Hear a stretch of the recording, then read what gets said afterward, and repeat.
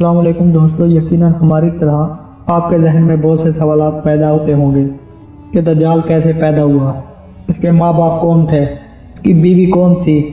तो आज की वीडियो में हम इन तमाम सवालों के जवाब देने की कोशिश करेंगे।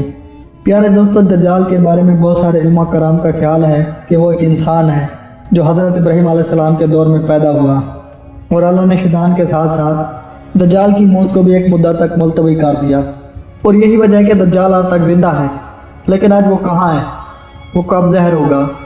तो इसके बारे में हदीस में मिलता है दज्जाल को एक नामालूम जजीरे में बांधा गया है जिसका इल्म अल्लाह के सिवा किसी को नहीं। मुतअद्दिद उलमा के मुताबिक दज्जाल का ठिकाना जापान के शैतानी समंदर में है, जबकि सही मुस्लिम की एक रवायत के मुताबिक दज्जाल का खरूज मशरक से होगा। बहुत सारी हदीस में मिलता है कि दज्जाल उम्र यहूद से होगा और इसके पैरोकारों में ज़्यादातर यहूदी होंगे। इस वक्त दुनिया के 3 बड़े मज़हब यानी इस्लाम, यहूदियत और ईसाईयत, और ये तीनों मज़हब एक हस्ती का इंतज़ार कर रहे हैं जो आखिरी वक्त में ज़हर होगी और वो हस्ती इंसानियत के लिए मसीहा निजात दहिंदा साबित होगी। दोस्तों, अगर ईसाईयत की लोग दास्तानों को सुने तो इनमें दज्जाल का जिक्र कुछ यूँ मिलता है कि दज्जाल एक ऐसे घर में पैदा होगा इसके रहने वाले इंतहाई नेक और ईमानदार होंगे। ये वालिदैन यानी ख़ानदान सालों से बेटे की दुआ कर रहे होंगे। अल्लाह रब्बुल इज़्ज़त इनके घर एक ऐसा बेटा पैदा करेगा जो दज्जाल होगा। दज्जाल के पैदा होने की खुशी में उसके वालिदैन बेहद खुशी मनाएंगे, लेकिन दज्जाल हद से ज़्यादा गुस्ताख और बेअदब होगा। प्यारे दोस्तों, यहूदी दज्जाल को अपना मसाया यानी मसीहा करार देते हैं। उनके मुताबिक दज्जाल हज़रत दाऊद अलैहिस्सलाम के शाही ख़ानदान में से होगा और तख्त दाऊद का जानशीन होगा। इंसानी नस्ल से गोश्तपोश का एक इंसान होगा और आम इंसानों की तरह परवरिश पाएगा, लेकिन वो गैर मामूली और बहुत सारी पुरअसरार कुव्वतों का मालिक होगा। यहूदी उलमा के मुताबिक और दज्जाल को भी पता नहीं होगा कि वह यहूदी कौम का निजात दहिंदा और खुदा का मुंतखब करदा बंदा है। खुदा उसकी आमद उसको उसका मकाम बता देगा, तब वो यहूदियों का निजात दहिंदा बनकर इंतहाई हैरत अंगेज कुव्वतों के साथ सामने आएगा। वज़ीम निजात दहिंदा, अजीम सिपा सलाह, अजीम रहनुमा, अजीम जज, अजीम आलिम दीन और नस्ल इंसानी का इंतहाई बाकमाल और अजीम बादशाह होगा कि जहानत इंतहा दर्जे की होगी और दुनिया भर में मौजूद धक्के खाते और जलील और रसवा यहूदियों को जमा करके यह इसराइल में बसाएगा।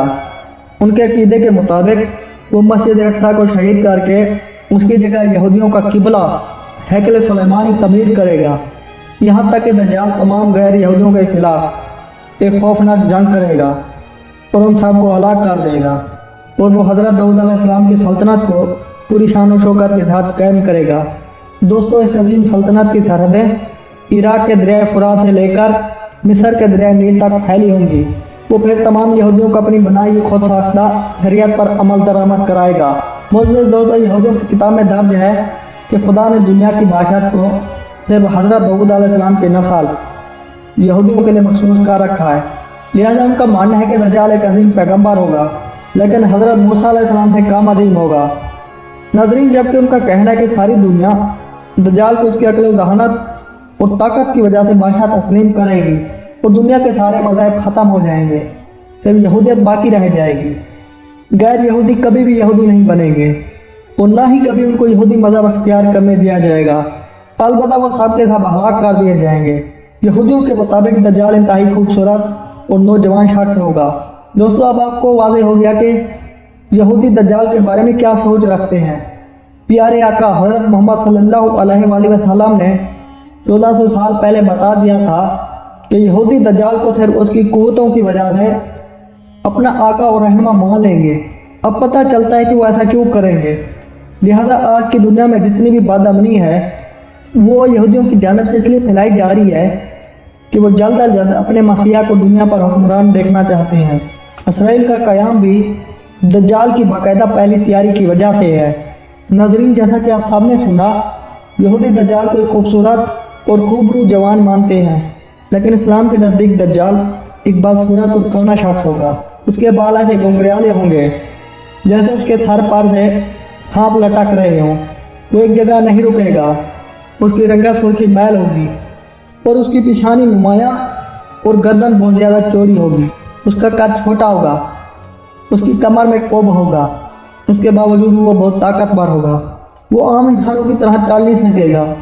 دجال ایک مرد ہوگا لیکن اولاد پیدا کرنے کی صلاحیت سے محروم ہوگا۔ اس کی پیشانی پر دونوں آنکھوں کے درمیان کافر یعنی کاف فا را لکھا ہوگا۔ دوستو بہت سی روایات میں دجال کے والدین کا ذکر بھی ملتا ہے، جس کے مطابق ان کے پاس 30 سال تک کوئی اولاد نہیں ہوگی، پھر اللہ تعالیٰ بیٹا دے گا جو اصل میں دجال ہوگا۔ لیکن یہ تمام روایات حنت کی کمزوری کی وجہ سے اصل نہیں سمجھی جاتی۔ امام بزنجی نے فرمایا دجال جنات پر قابو رکھتا ہے، جس نے جنات کی نسل سے شادی کی تھی، اور جنات کے آباء و اجداد کا تعلق حضرت سلیمان علیہ السلام کے دور سے ہے۔ وہ کہتے ہیں کہ حضرت سلیمان علیہ السلام نے جن جنات کو قید کیا تھا تو ان میں جنات کی بیوی اور ان کے آباء و اجداد بھی شامل تھے۔ ناظرین گرامی، پاکستان کے مشہور عالمی ثقافت کے ایک آرٹسٹ کے مطابق دجال کی پیدائش اسی وقت ہو گئی تھی جب زمین پر جنات کی حکومت تھی۔ ان کا کہنا ہے کہ دجال جن، انسان اور جانوروں کے ملاپ سے وجود میں آیا ہے، اور جب اللہ تعالیٰ نے انسانوں کو زمین پر بھیجا اور فرشتوں نے اللہ تعالیٰ کے حکم کے مطابق جنات اور انسانوں کے درمیان ایک پردہ قائم کر دیا، جس سے انسان اور جنات کی دنیا الگ ہو گئی۔ فرشتوں سے جنگ کے بعد جنات کو مختلف جزیروں میں قیدی بنا لیا گیا، لیکن ان میں سے کچھ جنات ایسے بھی تھے جنہوں نے فرشتوں سے بدلہ لینے کا سوچا۔ یہ وہ وقت تھا جب ایک جن انسان سے جنسی ملاپ کرنا چاہا، لیکن وہ ان دو مخلوقات کے درمیان ہے رکاوٹ کی وجہ سے ایسا نہ کر سکا۔ اسی دوران جساسا نامی ایک اور مخلوق جو کسی جانور کی نسل سے تھی، اس نے ان دونوں کے درمیان اولاد کے حصول کے لیے خود کو پیش کیا، اور اسی طرح انسان اور جن کا تخم جساسا کے پیٹ میں پلنے لگا۔ اس طرح ایک تیسری مخلوق پیدا ہوئی جسے دجال کہا جاتا ہے۔ پھر دجال کو فرشتوں نے زنجیروں سے قید کر دیا۔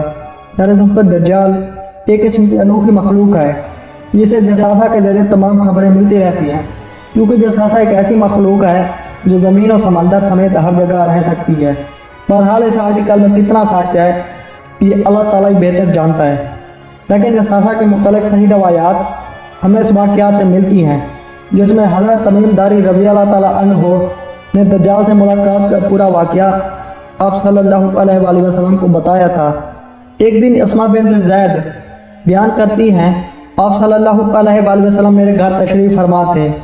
آپ صلی اللہ علیہ وآلہ وسلم نے دجال ظہور کے متعلق ارشاد فرمایا کہ اس کی آمد سے قبل 3 قحط پڑیں گے۔ 1 سال آسمان کی 1/3 بارش رک جائے گی اور زمین کی 1/3 پیداوار کم ہو جائے گی۔ دوسرے سال آسمان کے 2 حصوں کی بارش رک جائے گی اور زمین کی پیداوار بھی 2 سے کم ہو جائے گی، اور تیسرے سال آسمان سے بارش بالکل نہیں برسے گی اور زمین کی پیداوار بھی کچھ نہیں ہوگی، حتیٰ کہ جتنے حیوانات ہیں سب کے سب ہلاک ہو جائیں گے۔